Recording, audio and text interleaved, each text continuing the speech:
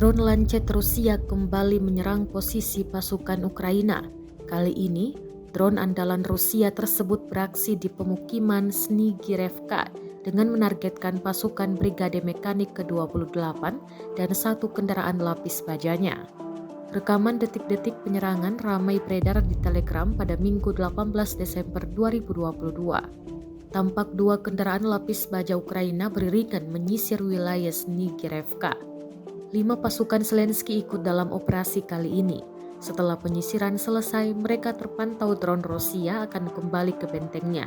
Namun, masih dalam perjalanan, drone Lancet buru-buru menghabisi satu kendaraan lapis baja Ukraina yang berisi 5 pasukan Brigade Mekanik ke-28.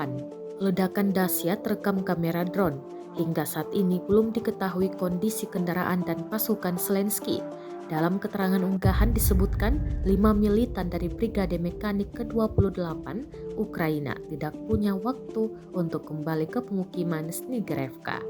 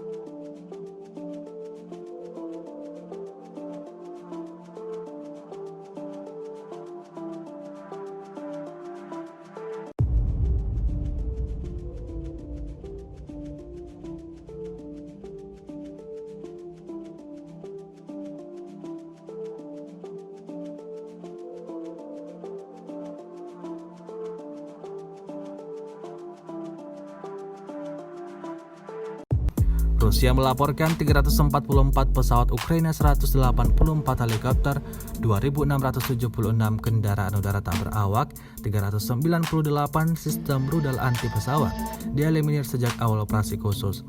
Sementara itu dari kubu Kiev, Kementerian Pertahanan Ukraina melaporkan 590 tentara Rusia dieliminir dalam 24 jam terakhir. Total 98.280 prajurit Rusia meninggal sejak awal konflik hingga hari ke-299.